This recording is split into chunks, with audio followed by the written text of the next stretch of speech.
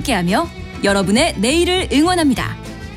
성공을 부르는 좋은 습관, 성공예감 이대호입니다.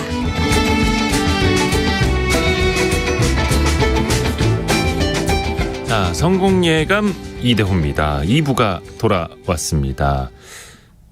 오늘 경제상식 퀴즈 나간 거 정답 지금 알려드릴게요.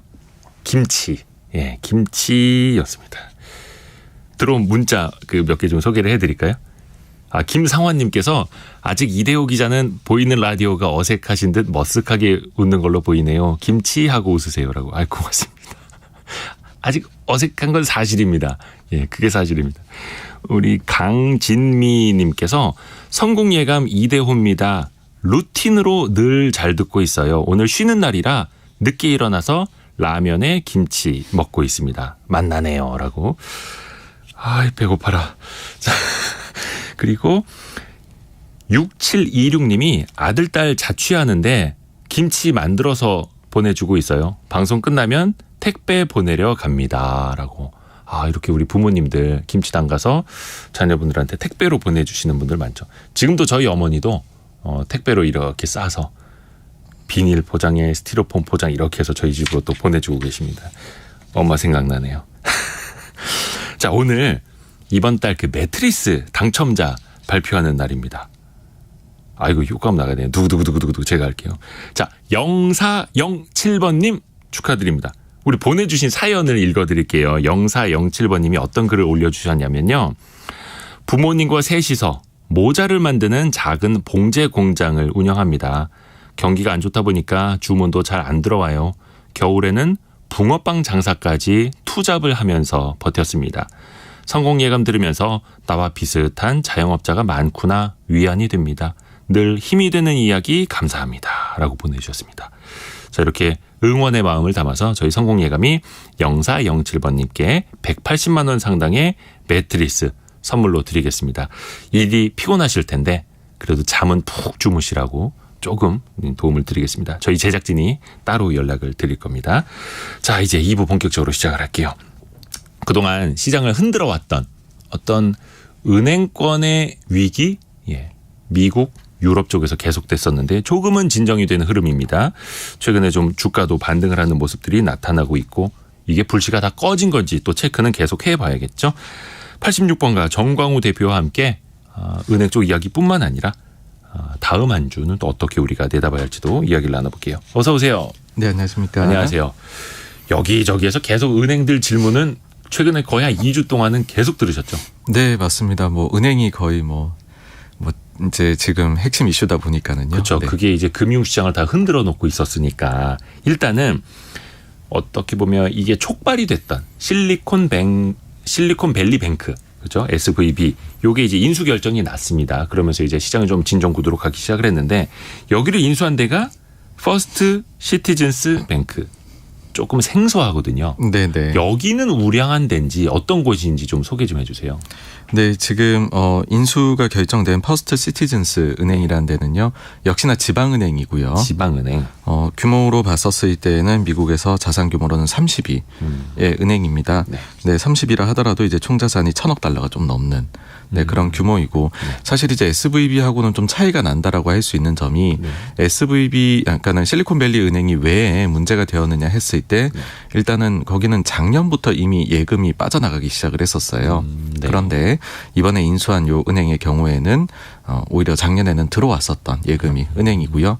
그리고 올해도 오히려 이제 올해에는 더 빠른 속도로 예금이 실리콘밸리 은행에서는 빠져나간 게 문제를 이제 일으킨 이유인데, 여기에서 발표하기로는 본인들은 올해에도 지금 예금액이 증가를 하고 있는 은행이다라고 했습니다.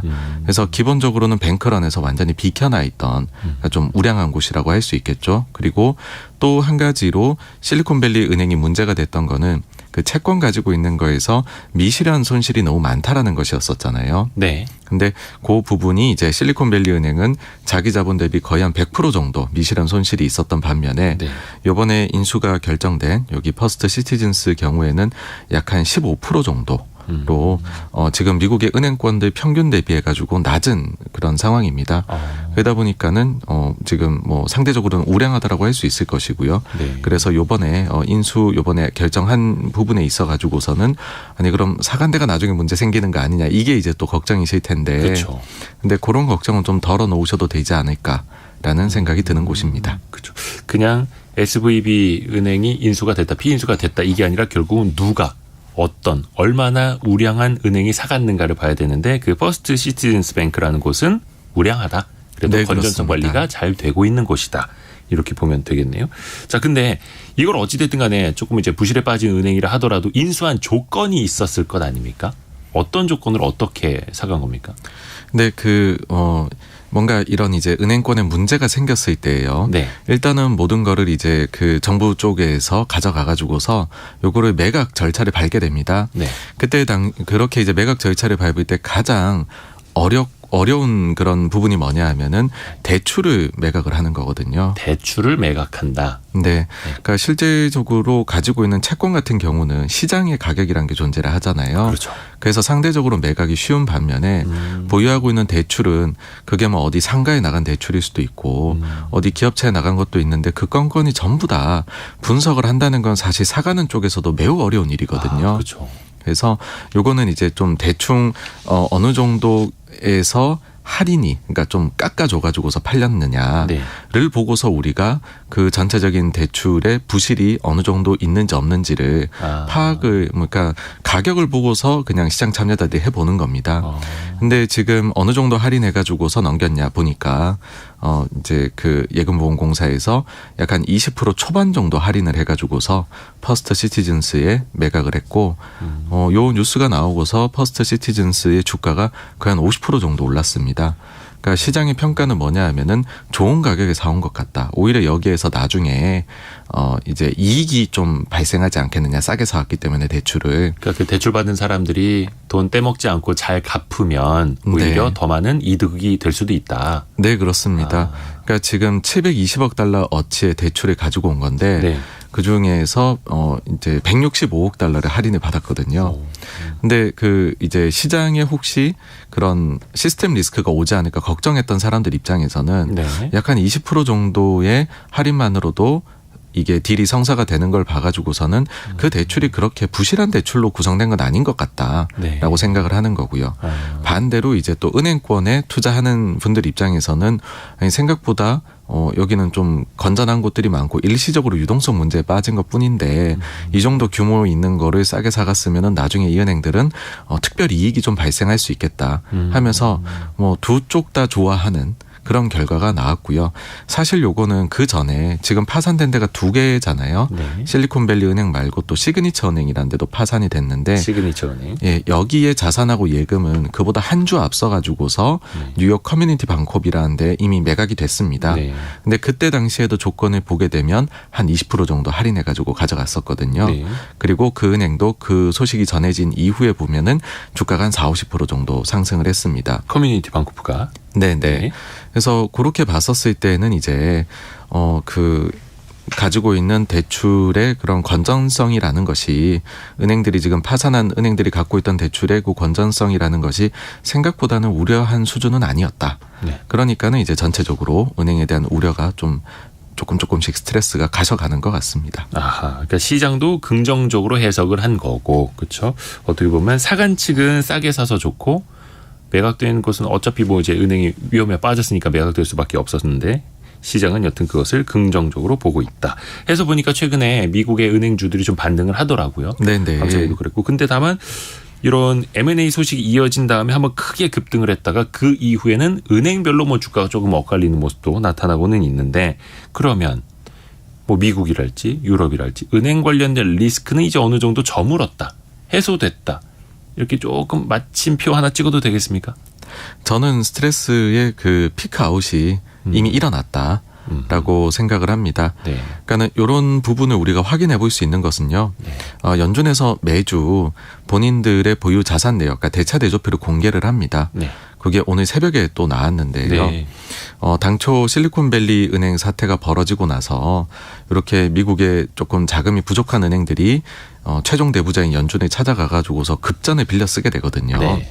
그 금액의 추이를 보면 우리가 미국의 은행 시스템이 지금 얼마나 스트레스가 높아졌나 낮아져 가고 있나 이걸 알 수가 있습니다. 네. 근데 SVB 사태가 터지고 나서는 갑자기 숫자가 확 치솟았고요.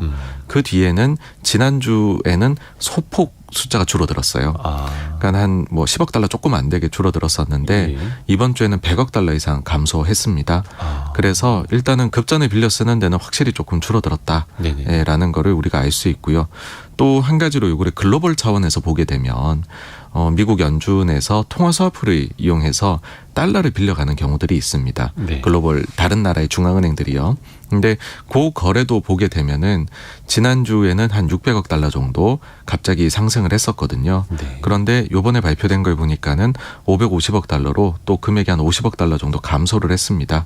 그래서 과거에 우리가 2020년도에 코로나 때 3월 네. 당시에 위기감이 고조됐을 때 그리고 2008년 10월 달에 글로벌 금융위기 위기감이 최고조에 달했을 때 두 개 다 보게 되면 이런 그 통화 스와프라든지요 아니면은 재할인 대출 창구를 통해 가지고 가져가는 거 우리가 아주 흔하게 은행들이 급전에 빌려가는 창구라고 얘기를 하거든요.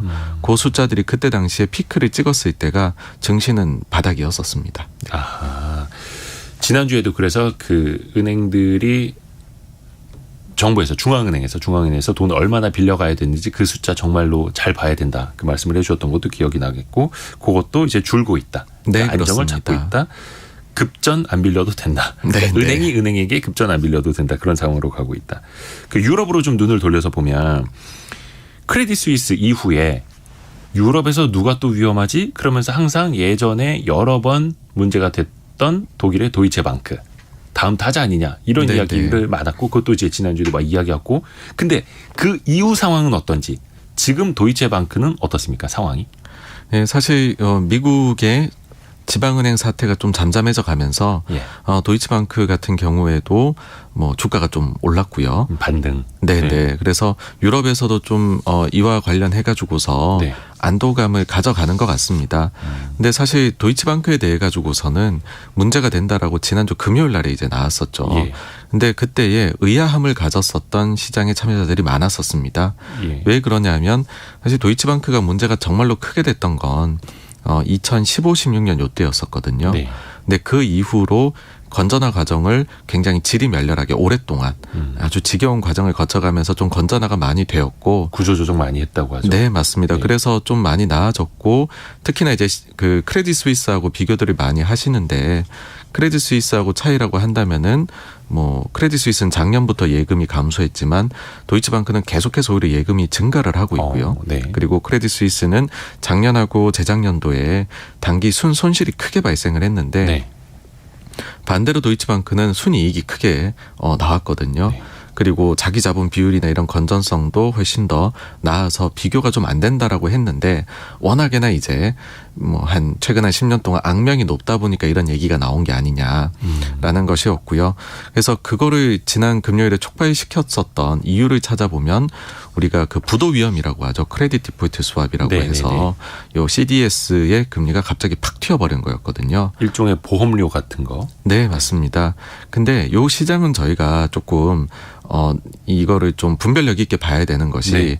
우리가 흔히 아는 주식이나 뭐 채권이나 외환시장이나 같이 유동성이 풍부한 시장이 아닙니다. 네. 아주 작은 거래만으로도 그 가격이 갑자기 폭등하고 폭락하는 일들이 왕왕 발생을 하거든요. 네. 그래서 우리가 좀 총체적으로 봐야 된다고 얘기를 하는데 실제 지금 독일 정부에서도 이거를 조사에 착수하겠다라고 얘기를 한 것이 뭐냐면 불과 500만 유로의 CDS 매매만으로 그게 그날 급등이 일어났었던 거라는 네, 거죠. 네. 그래서 요거는 조금 시장 기능에 문제가 있는 것 같다라는 판단이 이제 나왔었던 것이고요. 실제로도 뭐 도이치방크는 조금 다른 데하고 비교해서는 건전성이 나은 편입니다. 그래서 그 이후에 CDS 프리미엄도 내려오고 그리고 주가는 오히려 반등을 하고 하면서 좀 이제 그 위기감은 낮아져 가고 있는 그런 상황입니다. 좋습니다.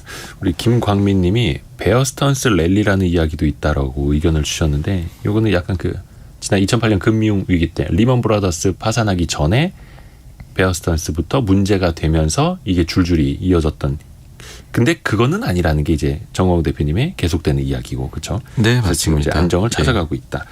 우리 이야기로 조금 이야기를 한번 돌려서 가볼까요? 우리나라에서도 유럽, 미국에서 그러했듯이 약한 고리가 어디냐, 가장 약한 기둥이 어디냐를 찾고 있지 않습니까?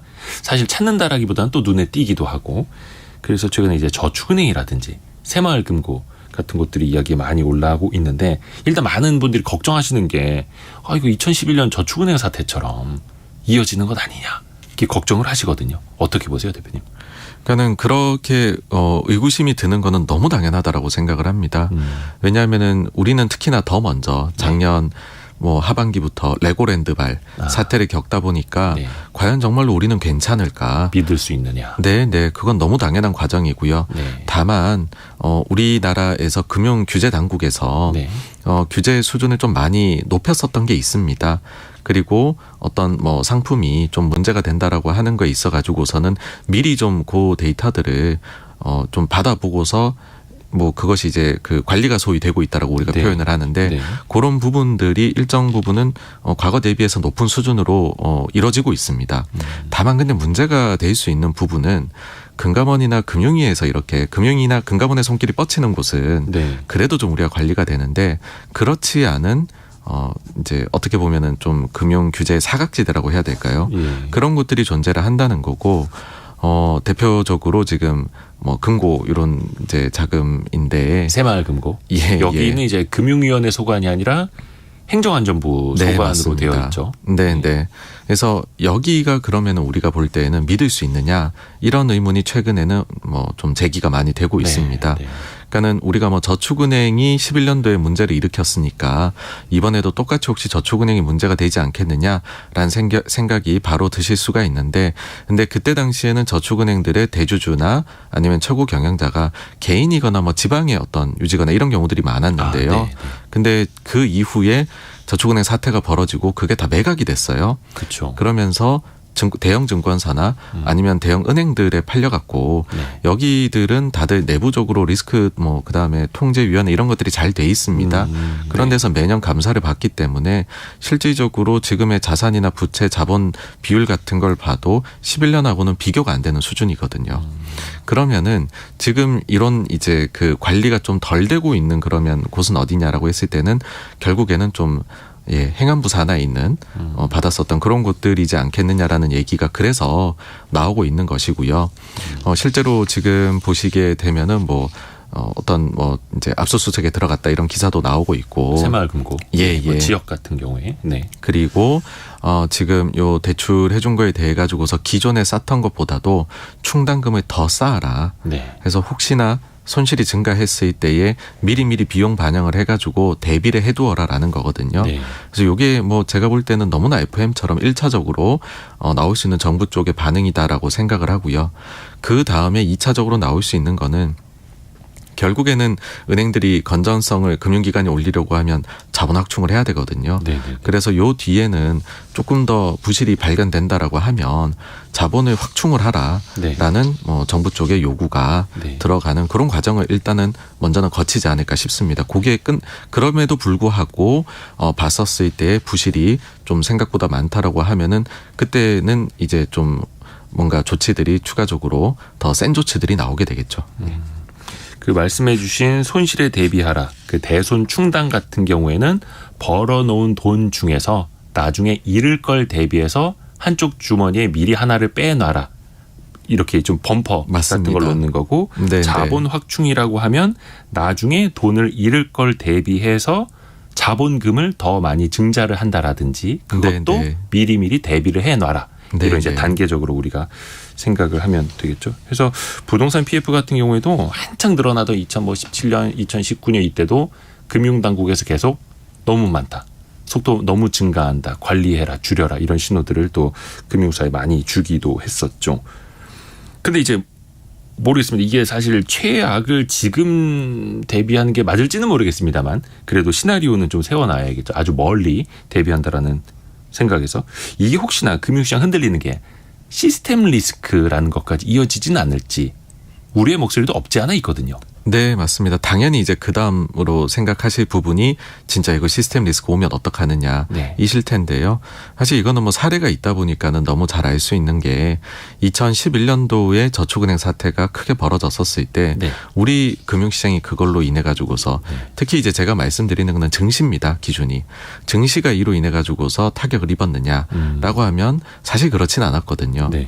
그러니까는 좀 냉정하게 봤었을 때 우리나라는 구조 자체가 굉장히 외부에 의존을 많이 합니다. 네. 수출 중심 경제다 보니까는요. 그래서 주식 시장도 수출주 중심으로 구성이 되어 있어서 뭐 가령 내부적으로 이렇게 문제가 되면 뭐 이와 관련된 금융사라든지 네. 아니면 건설사라든지 그리고 이로 인해 가지고서 피해를 입는 또 그런 이제 분들이 나오시다 보면은 내수가 좀 위축되지 않을까 이런 것들이 결국은 문제로 이어지게 될 거잖아요. 꼬리에 꼬리를 물고. 네네. 예. 근데 이런 부분들이 국내 증시에서 차지하는 비중은 너무 좀 작다 보니까 네. 사실은 내부적으로 뭔가 이런 금융사나 아니면은 뭐 부동산 관련돼 가지고 이슈가 나오는 게 증시에는 별로 영향을 못 줬었던 네. 그런 기억들이 있습니다. 그래서 시스템 리스크로 가기에는 좀 어렵다라고 생각을 하고요. 또 한 가지는 과거 대비해 가지고서 어쨌든 아주 큰 금융기관들 대표적인 곳들에 대해서는 네. 훨씬 더 관리가 들어가 있는 지금은 상황입니다. 그래서 새마을금고나 다른 데에서 문제가 생긴다라고 하면 예전에 저축은행을 우리가 이제 처리하는 과정을 거쳤던 것처럼 또 다른 이제 그 정부뿐만 아니라 민간의 금융사들도 또 좀 십시일반으로 나설 수 있는 여력은 분명히 있을 것이다라고 생각을 하고요. 뭐 그때와 같은 이런 도움을 주는 절차를 거치지 않을까라고 생각을 해서 우리가 그렇게까지 좀 최악의 상황으로 이번 건으로 인해 가지고서 갈 위험은 좀 적다라고 생각을 합니다. 최악으로는 가지 않을 것이다. 그러니까 이번에 미국 지방은행들도 서로가 서로에게 막 예금을 서로 넣어주면서 십시일반으로 네. 위기를 좀 타개한 것처럼 만약에 우리나라에서도 비슷한 일이 벌어진다면 또 건전성 관리 잘 되어 있는 대형은행들이나 대형 금융사들이 또 십시일반으로 나설 수도 있는 거고 2011년에는 뭐 크게 이제 저축은행 사태가 터지고 나서였습니다만 당시에 금융그룹들이 저축은행 하나씩을 다 이제 인수를 해갔죠. 여러 네, 개씩을 다 맞습니다. 하나씩. 네. 인플레이션 이야기로 좀 넘어가 볼까요? 내일 새벽인가요? 연준에서 그 뭐라 해야 될까? 좀 PCE라고 하는 개인 소비 지출. 요거를 네. 굉장히 이제 CPI라고 하는 소비자 물가 지수보다 조금 더 중시하기도 하는데 이게 내일 새벽 나오는 거죠? 네, 그 오늘 밤에 이제 맞습니다. 오늘 밤. 우리 9시 반인가요? 그렇게 나오는 걸로 기억을 하는데요. 요거 전망치는 어떻습니까? 지금 뭐 그 두 가지로 요즘 나눠 보시잖아요. 하나는 네. 헤드라인 물가 보시고 네. 그다음 근원 물가 또 나눠 가지고 볼거 많죠. 예. 근데 근원 물가는 전년 동기 대비가 지난달하고 숫자가 같지 않을까라고 네. 예상을 하고 있고 헤드라인 숫자는 지난달 비해 가지고서는 조금 내려가지 않을까라고 예상이 나와 있습니다. 근데 좀 저는 이제 그 PC 물가 지수 발표 전에 늘 드리는 이야기가 있는데 네. 연준에서 굳이 물가 두 가지 중에서 CPI 대비 PCE를 훨씬 중요하게 보는 건 맞습니다. 네. 그런데 실질적으로 투자자들 입장에서는 CPI 발표 때가 훨씬 더 변동성이 큽니다. 그렇더라고요. 예, 그 이유는 뭐냐면 예. 똑같이 그달께 발표가 되더라도요. CPI는 초중순에 발표가 되고요. 먼저 나오고. PC는 말에 되거든요. 그러니까는 미리 이제 그걸 보고서 분위기를 다 파악할 수 있다라는 거고 실제로도 데이터가 발표가 될 때 시장의 예상치 대비해 가지고서 얼마나 좀 차이가 나냐 실제 발표치가 네. 우리가 뭐 흔히 서프라이즈라고 얘기를 하잖아요. 네. 그 서프라이즈의 정도가 CPI 발표 때에 대비해 가지고서 PC 물가 때는 훨씬 적습니다. 그러니까 앞에 것들을 다 보고 나니까 뭐 CPI도 보고 생산자 물가도 보고 뭐 수입 물가 다 보잖아요. 네. 그러고 맨 마지막에 그달에 PC 물가 지수가 나오거든요. 그러다 보니까는 오차가 제일 적습니다. 그래서 중요하기는 하나 시장에 미치는 영향은 의외로 적다. 예, 그렇게 말씀을 드릴 수 있을 것 같습니다. 중요하게 연준이 보기는 하는데 CPI가 이제 먼저 시장에는 반영이 되다 네. 보니까 채권 시장 요즘 흐름은 좀 어떤가요? 아무래도 그 금리 전망을 가장 빠르게 반영을 하는 게 뭐 주식시장도 있습니다만 채권 시장도 그런데 최근에 흐름은 좀 어때요? 네, 채권 시장의 변동성이 주식보다 더했죠 최근에는. 네. 어마어마했는데 조금씩 이제 미국도 보면 안정을 찾아가고 있고요. 네. 다만 이제 좀 연준하고 차이가 나는 부분이다라고 하면 채권 시장은 이미 연내에 금리 인하까지도 가야 될 것이다 라고 보고 있고 연준에서는 아직 그에 대해 가지고서는 별다르게 얘기를 안 하고 있는 그렇죠. 상황입니다. 그래서 지금 과연 또 채권 시장이 뭐 지금 한 달, 두 달 정도 따져보면은 연초에는 금리를 좀 너무 아래로 봐서 살짝 오바를 했다면 2월, 3월 초에는 금리를 뭐 6%까지도 올릴 거야라고 해서 위로 약간 또 겁을 많이 반응을 했던. 먹었었고. 예. 그 다음에 지금은 또 연준에선 내리겠다는 이야기를 안 했는데 연내 인하를 하는 것 아니냐로 이렇게 또 가 있는 상황입니다. 좀 정리해서 말씀드리면 그만큼 금리가 어디까지 최종적으로 갈 것이냐, 최종 금리를 찾아 나가는 요 단계에서는 네. 위아래로 변동성이 좀 클 수밖에 없습니다. 아, 그러니까는 우리가 금리를 오히려 빠르게 올려 나갈 때는 그냥 뭐 딴 거 고려할 게 없거든요. 무조건 빨리 올리면 되거든요. 네네네. 근데 최종 금리가 정말 얼마예요? 라고 할 때는 5%냐, 5.25냐, 5.5냐 이거를 이제 찾아 나가는 과정에서 뭔가 변동성은 커져 있는데 뒤돌아 놓고 보면 사실은 5%에서 플러스 마이너스 0.5% 네. 차이에서 지금 왔다 갔다 하고 있는 거거든요, 금리가. 그러니 너무 이제 일 변동에 투자자분들이나 경제 보신 분들께서 흔들리지 마시고요. 그냥 최종 금리를 찾아 나가는 과정에서 지금 적당한 수준에서 위아래로 변동만 크다.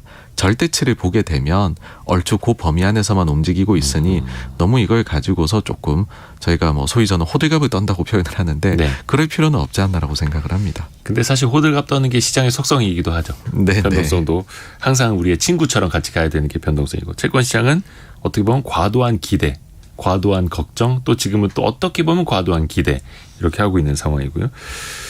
안 보이니까 그렇겠죠. 잘 안 보이니까. 근데 주식시장으로 돌아와서 보면 최근에 미국에서도 기술주들이 좀 강세더라고요. 뭐 반도체 네, 관련주들도 그저께도 많이 올랐고 최근에도 뭐 아마존, 메타, 애플 이런 기술주들이 상대적으로 그렇습니다. 나스닥도 그렇고. 요거는 좀 어떻게 봐야 됩니까? 이 안에도 역시 금리 인하에 대한 기대감이 조금 반영이 돼 있는 거 아닌가요? 뭐 아무래도 금리가 조금 내려가다 보니까 시중 금리가요. 네. 그러니 성장주에 대해 가지고서 또 좀 더 관심들을 가지시는 것 같아요.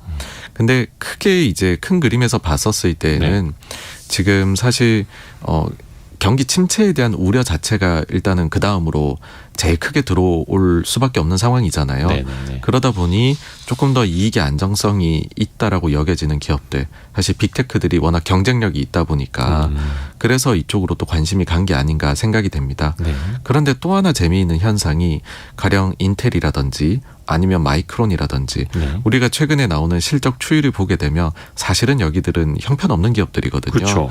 근데 이런 기업들도 같이 올라가고 있어요. 그러니까 요거는 조금 작동하고 있는 기제가 다르기는 한데 네네네. 이렇게 상황이 좋지 않은 기업들의 주가도 최근에는 왜 반등하느냐라는 거를 추가로 말씀드리는 게 좀 네. 필요할 것 같습니다. 그 이유는 뭐냐 하면 결국은 경기가 최악을 지나고 좋아질 것이다라는 기대가 들어가 있는 거거든요. 물론 주가라는 녀석은 한 1년 가까이도 선행을 하니까요. 네. 그래서 대표적으로 마이크론이 실적을 발표를 할 때 보면 결국에 투자자들이 원래 생각을 할 때 반도체 경기가 2분기가 최악일 것이다. 업황으로는. 네. 다만 근데 하반기부터는 개선이 되지 않겠느냐라고 생각을 했고 그 생각이 작년 한 4분기부터 계속 이어지고 있습니다. 네. 예, 근데 이번에 실적 발표에서도 그 예상에 어긋나지 않는 내용이 발표가 됐거든요. 뭐 가령 예를 들어서 재고가 전분기 대비해서 소폭 감소를 했고요. 그리고 고객사들이 가지고 있는 재고의 경우에도 이제부터는 조금 피크아웃 할 걸로 보인다. 라든지 그다음에 하반기에 좀 개선의 여지에 대해 가지고서 이야기를 하니 그렇다라고 하면 기존에 생각했었던 2분기 최악 하반기의 회복이라는 게 유효하다라고 하면 그러면 우리가 어느새 지금 오늘이 3월의 마지막 날이니까는요.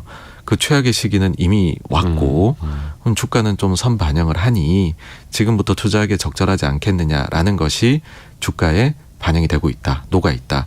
그렇게 보시면은 좀 이게 이해가 되시지 않을까 싶습니다. 그렇죠.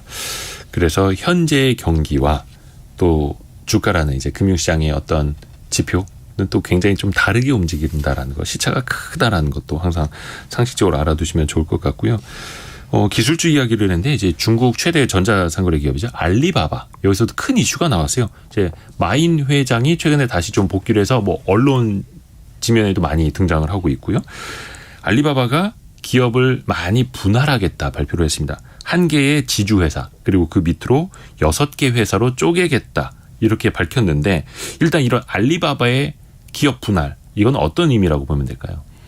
그 알리바바가 언제부터 주가가 빠졌느냐를 생각을 해보면은 결국은 금융 쪽 엔트 파이낸셜이라는 거를 상장하겠다라고 한 그때부터 빠졌거든요. 상장하겠다고 했는데 그게 문제가 아니라 그거 네. 발표하면서 중국의 관료들 앞에서 중국 맞습니다. 관료들을 비판했다가 이제 마윈이 고초를 오랫동안 겪었죠. 네, 상장도 네. 취소되고 막. 네, 맞습니다. 네. 네, 정확히 말씀을 해주셨는데요. 그러니까 그 사태를 겪고 나 보니까는 우리가 미래 성장 동력이라고 여겨졌던 그런 기업이라 할지라도 결국은 중국 정부에서 규제가 나오면은 이건 속수무책이구나라고 그렇죠. 투자자들이 생각을 하게 됐죠. 네. 그런 차원에서 볼 때 네. 이렇게 6개로 나눠 가지고서 사업을 진행을 하게 되면 가령 좀 위험이 분산되는 거죠. 한 군데가 정부의 규제를 받더라도 나머지 5군데는 괜찮을 수 있으니까 네. 라는 부분이 일단 네. 투자자들이 긍정적으로 보는 첫 번째 부분이었고요.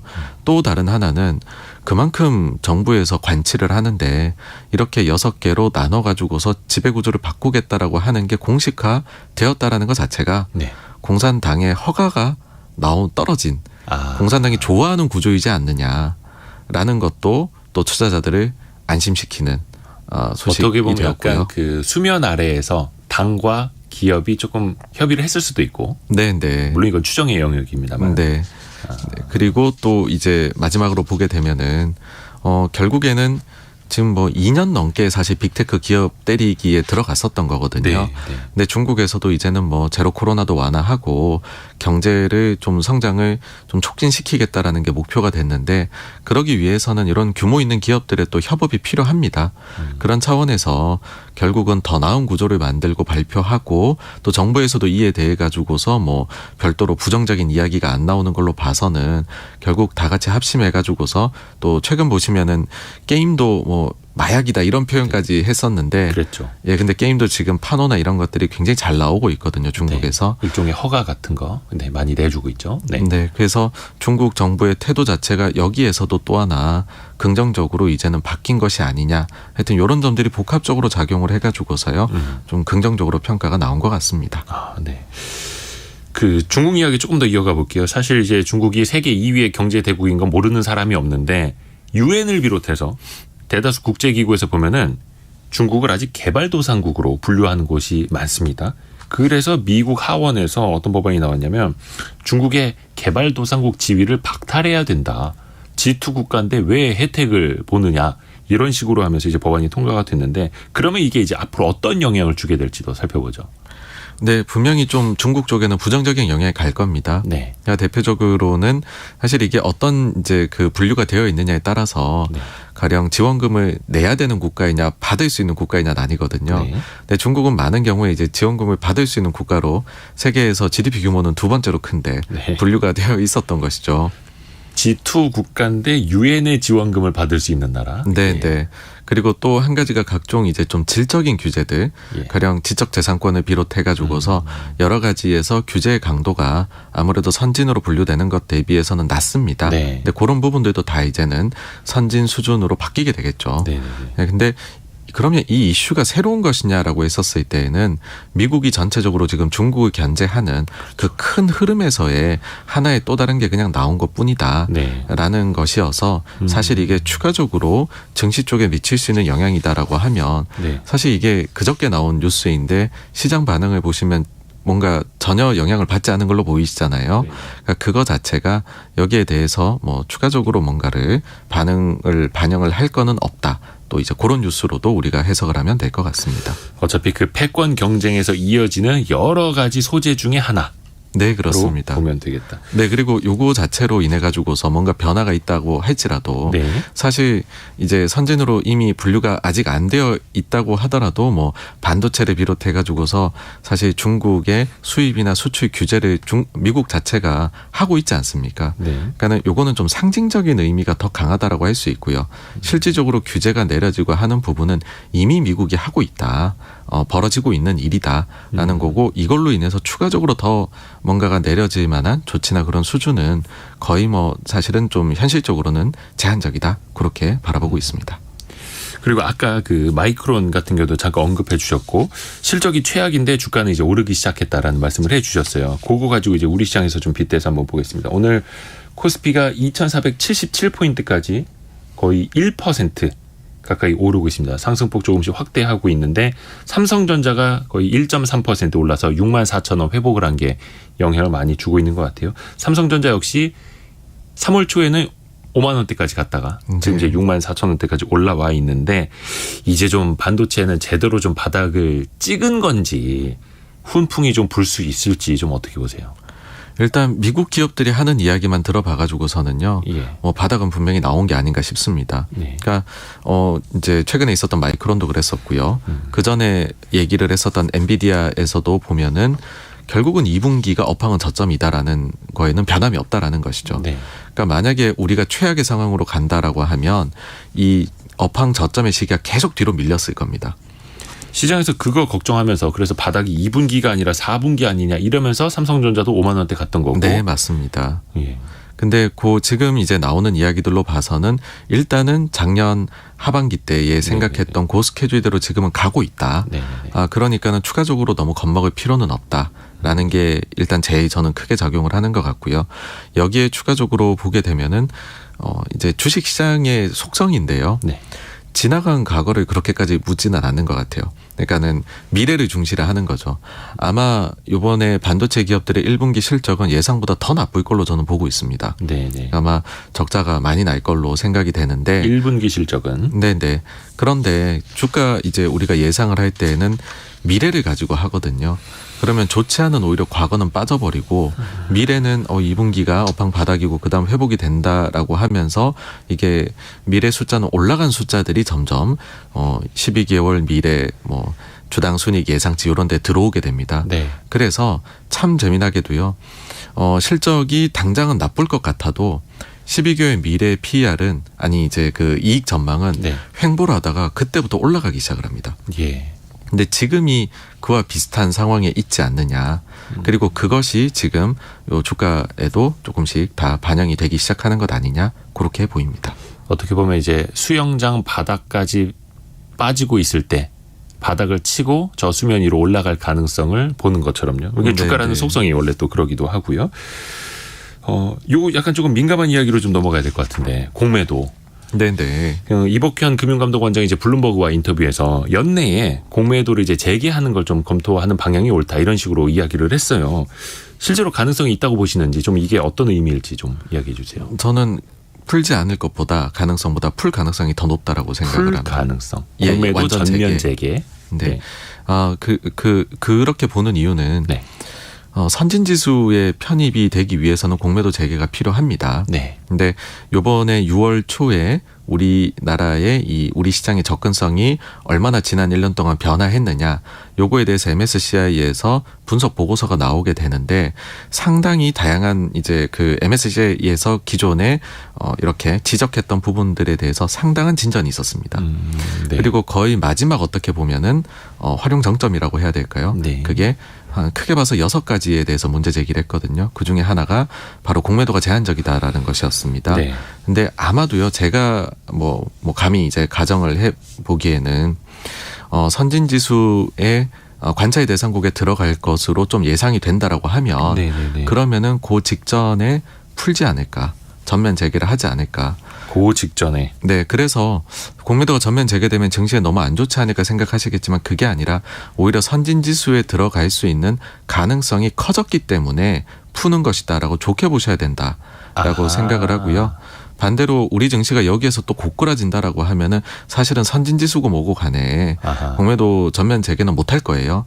그래서 재개를 한다라는 것 자체는 우리가 분위기도 좋아지고 더 좋아지기 위해서 할 것이다로 생각을 저는 반대로 그렇게 하셔야 된다고 봅니다. 약간 몇 가지 이제 필요 충분 조건이 있는데 그래도 베스트 시나리오는 증시도 좋고 또 어떻게 네. 보면 좀 균형 잡힌 시장.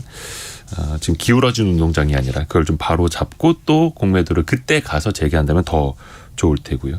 자, 오늘도 86번가 정광호 대표 통해서 미국 국내 두루두루 또 살펴봤습니다. 다음 주에도 또 뵐게요. 고맙습니다. 감사합니다. 감사합니다. 자, 라디오 정보센터 가서 뉴스 한번 정리하고 오겠습니다. 국민연금이 2055년 소진된다는 재정 추계 결과가 확정돼 5년 전 예측보다 고갈 시점이 2년 빨라졌습니다. 국민연금 재정추계 전문위원회는 오늘 이러한 내용의 추계 결과를 발표했습니다. 통계청에 따르면 지난달 산업생산과 소비, 투자가 1년 2개월 만에 모두 증가한 것으로 나타났습니다. 다만 반도체 생산은 전달보다 17.1% 감소해 2008년 12월 이후 최대 감소폭을 기록했습니다. KT 사회이사 재선임에 도전한 현직 사회이사 후보 3인이 후보직에서 동반 사퇴하기로 결정했습니다. 한국의 세계 국채지수 WGBI 편입이 올해 상반기에는 불발됐습니다. WGBI는 세계 3대 채권지수 중 하나로 앞서 금융연구원은 WGBI에 가입하면 5, 60조 원의 투자 자금이 유입될 것으로 전망했습니다. 지금까지 라디오 정보센터 조진주였습니다. 자, 여러분이 보내주시는 질문을 모아서 애프터 서비스 해드리는 시간입니다. 곽지연 리포터 함께합니다. 안녕하세요. 네, 안녕하세요. 네, 첫 질문은 뭔가요? 네, 휴대전화 뒷자리 1349 쓰시는 청취자분 그리고 청취자 김문희 님이 보내셨습니다. 네. 이 중국 무역 적자 해결할 수 있는 방법이 있을까요? 라고 궁금해하십니다. 아이고 뭐 방법을 빨리 찾으면 좋겠습니다만 네. 사실 이게 원래 뭔가 진단을 해서 그 원인을 알면 해결책을 찾을 수 있다고 하지 않습니까? 네. 근데 사실 진단을 해도 해결책을 찾기가 좀 쉽지 않은 부분이 저는 이거라고 봅니다. 일단은 단기적으로 중국의 대무역 적자가 커진 거는 뭐 코로나19 때문에 중국이 많이 봉쇄하면서 우리의 중간재 수출이 좀 줄었던 것들이 있고 네. 근데 중장기적으로 보면 중국의 산업이 이제 고도화되고 있죠. 네. 그러니까 우리가 잘했던 것들 철강, 화학, 조선, 자동차, 배터리까지 거의 중후장대뿐만이 아니라 첨단 산업, 거의 이제는 디스플레이도 거의 많이 따라잡혔고요. 네. 그래서 이 경쟁이 더 치열해지면서 우리가 좀 밀리는 부분이 없지 않아 있다라는 게 엄혹한 현실이고요. 그래서 당연한 이야기입니다만 끝없이 기술 개발을 해서 경쟁에서 앞서 나가는 것밖에 없긴 한데 그렇죠. 네. 또 하나가 우리가 중국에다가 수출하는 건 중국이 많이 대체를 하고 있습니다. 자국 기업도 육성을 하면서. 근데 우리가 중국에서 수입하는 걸 우리도 대체를 해야 되는데 그게 우리 땅에는 없는 원자재, 광물 이런 거다 보니까 우리는 대체하는데 좀 힘이 들고 한계가 있는 게 어쩔 수 없는 현실이죠. 그렇군요. 자, 다음 질문은요. 청취자 김재영 님이 보내셨습니다. 양곡관리법 왜 만들었을까요? 농가를 지원하기 위한 거죠. 양곡관리법. 쌀이 이제 너무 많이 생산돼서 그게 수요의 3% 이상 더 많이 생산되거나 쌀값이 전년 대비 5% 이상 떨어지거나 그러면 이걸 이제 정부가 의무적으로 사주기로 하는 게 양곡관리법의 취지인데 네. 사실 어떻게 보면 농가를 지원하는 방법과 정치적 철학의 차이인 것 같습니다. 그게 이제 여야가 많이 엇갈리는 부분이 있는 맞아요. 거고 해서 네. 시장 경제 원리를 너무 파괴한다 이런 비판이 있고 그런데 또 반대편에서는 농업을 보호하는 건 시장에만 맡겨서는 안 된다 이런 반론도 있고 또 그 반론에서는 그래도 이건 너무 많이 나갔다라는 비판도 있고요. 그 사이에서 여러분이 좀 판단을 해보시면 될 것 같습니다. 네. 자, 다음은요. 이것도 마찬가지 쌀과 관련된 질문이네요. 네. 이 휴대전화 뒷자리 4222 쓰시는 분은요. 네. 정부가 쌀을 사들이지 않으면 남은 쌀은 어떻게 되나요? 보내셨어요. 그러니까 보통 남는 쌀은 이 창고에 보관을 하겠죠. 네. 그러다가 5분의 1, 이 10분의 1도 안 되는 그런 가격으로 이 주정용이나 사료용으로 처분이 됩니다. 그러니까 중요한 거는 그러기 전에 쌀 소비 좀 늘려야겠죠. 네. 그래서 이 최근에 그 미국 MBC에서 이렇게 전했어요. 이 한국의 길거리 음식 중에 대표인 떡볶이가 미국에서 인기를 끌고 있다고 합니다. 아, 떡볶이가요? 네네. 그 이유는요. 바로 방탄소년단 BTS 멤버인 지빈이 이 서울 동대문 시장에서 떡볶이를 그 먹는 모습이 전 세계 이 팬들에게 전해진 거죠. 그래서 떡볶이가 뭔데 이렇게 궁금증이 커지면서 현재 그 미국 현지에서는요. 대형마트나 또 온라인 쇼핑몰에서 밀키트로 만들어진 떡볶이 판매량이 늘었고요. 또 뉴욕이라든지 로스앤젤레스에는요. 떡볶이 전문 식당도 문을 열었다고 해요. 그러니까 이런 식으로 해서 해외 수출해서 우리의 쌀 소비를 늘리는 것도 하나의 또 좋은 방법이 아닌가 싶습니다. BTS 효과네요. 네. 근데 중요한 건 그게 네. 이른바 밀떡이라고 하는 밀가루 떡이 아니라 쌀떡이면 더 쌀로 좋은데 만들어야죠. 쌀떡. 네, 쌀로 만듭시다. 예. 저도 이제 쌀빵을 좋아하거든요. 쌀빵. 네. 쌀빵도 좀 많이 늘어나야 됩니다. 그렇습니다. 쌀빵. 네. 다음 질문은요? 네, 4351번님. 이 3기 신도시가 나오면 부동산 가격 하락하지 않을까요? 궁금해하십니다. 뭐 이거는 뭐 제가 예상할 수 있는 영역은 아닌 것 같은데요. 일단 3기 신도시 물량이 17만 호가 넘습니다. 네. 그리고 21년부터 사전 청약이 시작이 됐고 23년까지 계속 이어지고 있는데 당연히 수요보다 공급이 많아지면 그리고 지금 이제 금리도 높고 부동산 경기도 안 좋아진 상황에서 공급이 늘어나면 당연히 가격적으로는 부담이 될 수밖에 없겠죠. 네. 하지만 뭐 당시 정부에서 판단했던 것도 그렇고 시장의 요구도 그렇고 꾸준한 공급은 또 필요하다. 그러니 어쩔 수 없이 계속해서 공급은 또 이어가야 하는 게 맞겠고요. 네. 다음도 부동산 질문이네요. 네, 맞습니다. 청취자 이상규님, 출산율 감소로 실소유자가 될 세대들이 집을 구매하는 20년 후에는 그때는 뭐 집이 많아지고 집값 떨어지지 않을까요? 앞에서도 수요와 공급 말씀을 드렸는데 네. 지금은 이제 뭐 수요는 앞으로 인구 측면에서 줄 수 있고 공급은 좀 늘어날 수 있겠죠. 그러면 이제 가격은 떨어질 수밖에 없을 텐데 다만 부동산이 꼭 그렇게만 되는 건 아니더라고요. 그렇죠. 왜냐하면 지역에 따라서 지역별로 수요와 공급이 또 다 달라지기 때문입니다. 네. 그리고 그 출산율과 집값의 상관관계도 하나 조사가 된 게 있는데 국토연구원에서 발표하기를 집값이 1% 오르면 그 영향이 최장 7년까지 이어진다. 그래서 합계 출산율을 0.0140 떨어뜨리는 효과가 있다. 이런 발표도 한 적이 있습니다. 그렇군요. 자, 마지막 질문은요. 8643번님이 보내셨습니다. 청약 경쟁률이 저는 28대 1이었는데 이 경쟁률 높은 건가요? 항상 이거는 상대적으로 봐야 되는 것 같아요. 경쟁률은. 뭐 평균 경쟁률이 100대 1 나올 때는 여기가 낮은 걸 테고 근데 평균 경쟁률이 그보다 낮을 때는 여기가 높다라고 볼 수 있는 거고 그렇죠, 네. 일단 미분양을 걱정해야 되는 마지노선 5대 1은 훨씬 넘어섰으니까 네. 안정적이라고 볼 수가 있을 텐데 올해 들어서 3월까지 서울의 평균 경쟁률이 57대 1 네. 그리고 뭐 전국 평균은 6대 1 경남은 21대 1 부산은 12대 1 광주는 8대 1. 요거랑 좀 비교를 해보시면 어느 지역인지 모르겠습니다만 8643님이 관심 갖고 계시는 곳 28대 1에 대한 상대적인 경쟁률의 어떻게 보면 가치 판단해 보실 수가 있겠죠. 그렇군요. 오늘 곽지연 리포터와 함께했습니다. 고맙습니다. 네, 고맙습니다. 감사합니다. 자, 오늘도 힘들게 또 빠르게 달려왔습니다. 근데 아까 그 사연 보내주신 분처럼 루틴으로 만든다는 게 정말 좋은 것 같습니다. 어떻게 보면 우리가 세상을 알아가고 공부해 나가고 근데 그거를 어렵고 힘들게 받아들일 게 아니라 그냥 내 일상 습관처럼 그게 바로 성공의 습관이 되는 것 아니겠습니까? 그렇게 해서 성공 예감이 여러분의 성공 습관이 되었으면 하는 바람입니다. 내일도 아침 9시 5분에 다시 돌아오겠습니다. 성공 예감은 오늘도 여러분을 응원합니다.